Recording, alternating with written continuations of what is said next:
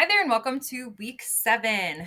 We are going to introduce the goals, tasks, and do a little preview for you again this week.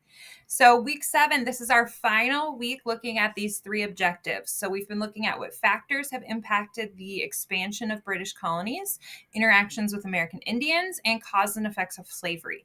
And then now, more of the skill objective that we're focusing on this week is identifying and describing a historical context for a specific historical development or process. So this is going to be a skill that you will see in multiple choice questions.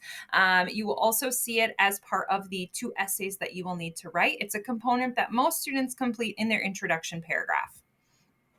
So very short reading in AMSCO this week, just 2 pages. And so really want to encourage you, if you've been neglecting the Taylor reading, to give that another shot while you look at the middle colonies. So FBI notes, wrap up number 5, do your postings on Padlet, finish the period 2 objectives, C, E, and F, and finish your graphic organizer on the middle colonies. So, once again, if you feel like you aren't quite understanding the middle colonies based on the readings, check out my YouTube video on the British colonies, the middle. So, there's 4 different videos on the British colonies. Make sure you select the one about the middle colonies. So, this week, the theme that we are looking at is American and regional culture. This theme focuses on the how and why national, regional, and group cultures developed and changed, as well as how culture has shaped government policy and the economy. So, we're looking at creative expression, demographic change, philosophy, religious beliefs, scientific ideas, social mores, technical and technology, how these all shape national, regional, and group cultures in America. And these varying cultures often play a role in shaping government policy and developing economic systems. So this objective really brings in social, economic, and politics. How does social culture impact politics and the economy?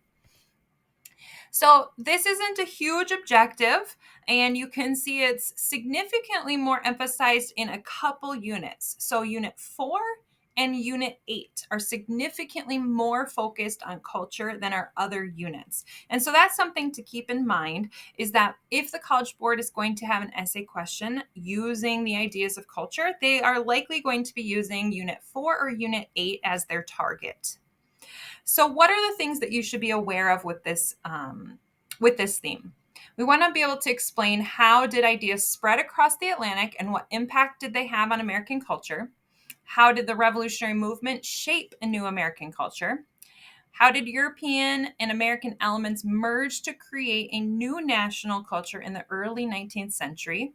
What impact did religion and sectional conflict have on efforts to reform society in the early to mid 19th century?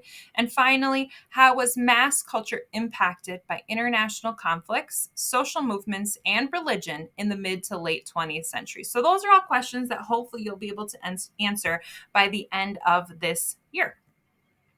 So, as always, complete your Padlet post, complete your notes, your objectives, and your graphic organizer.